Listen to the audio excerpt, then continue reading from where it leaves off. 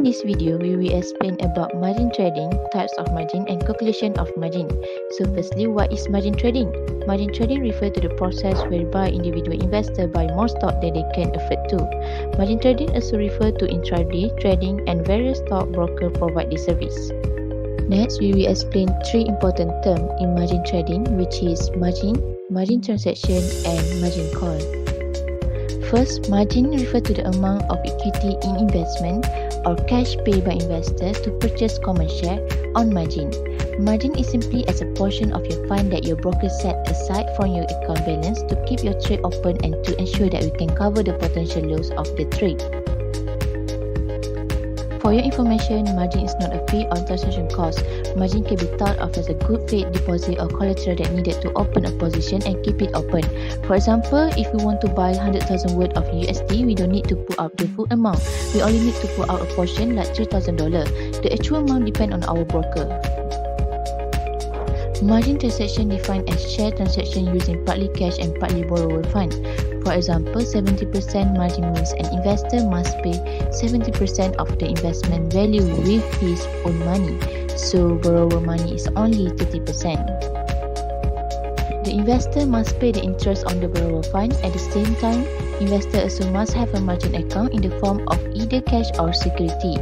Furthermore, broker must approve the margin purchase and they can retain purchase of stock as a collateral. A margin call occurs when the value of an investor margin account falls below the broker's required amount. In the event of heavy selling forces, there is a possibility that the amount of equity drops below the maintenance margin. For this case, the borrower has to put up more collateral or more cash in his account so that it can be maintained at the minimum required level. Advantage of margin trading. First, magnified return, which is the lower the amount of the investor equity in the investment, the greater the rate of return the investor will enjoy when the price of the stock rises. Then, allow for greater diversification of security holding, which is investor can split their limited capital over a large number of investments. For this advantage of margin trading, firstly is magnified losses, which is investors have the potential to magnify losses if the security price falls. Secondly, the cost of the margin loan, which is the cost made is a state interest rate which is depend on the prevailing market rates and the amount of money being borrowed.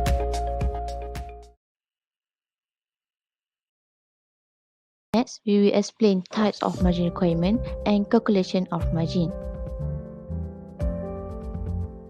There are two types of margin requirement, which is initial margins and maintenance margin. Initial margin. Initial margin is the amount an investor must pay in cash for security before the broker will lend money to the investor to buy more securities. It is to prevent overtrading and excessive speculation. Initial margin required for stock is higher than initial margin required for corporate bond. The margin in the investor account will drop if the value of the investor holding decline. When a margin account whose equity is less than the initial margin requirement, the investor will then have a restricted account. Thus, an investor cannot make or purchase any additional stock on margin without putting out more equity. Next, maintenance margin. Maintenance margin is the minimum amount of equity that an investor must maintain in the margin account after that purchase has been made. Investor will receive a margin call when the amount is insufficient. Margin call occurs when the equity of an account whose margin is below the maintenance level or above the maintenance. It is very important to investor know how to calculate of margin, so I will explain how to using the formula. There are two formulas that investors should know, which is formula margins and rate of return on margin. So this is formula margin, which is equal value of securities minus debit balance and divide value of securities. Value of securities is amount of purchase price of stock multiply quantity purchase stock multiply initial margin requirement, and debit balance is amount of purchase price of stock multiply quantity purchase stock and multiply margin loan. So this is formula for rate of return. Just remember to calculate ROR, cash inflow minus cash outflow, divide equity.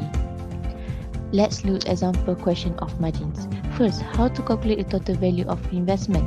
For your information, in this example, we have been given equity which is 18,000 ringgit and initial margin is 40%. So we can using this information to get the amount of value investment by using the formula margin. How to calculate the additional fine if the market drop? This example not given quantity of unit stock that Ali purchased. So we need calculate the quantity per unit first by using the total investment formula.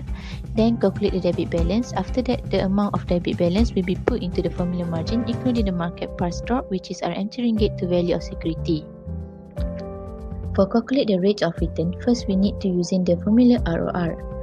If the question given the dividend, so we need put into cash inflow and the interest rate on loan can conclude as cash outflow. In addition, to calculate rate of return on cash basis, so that means we need exclude the interest charge because there is no loan involved.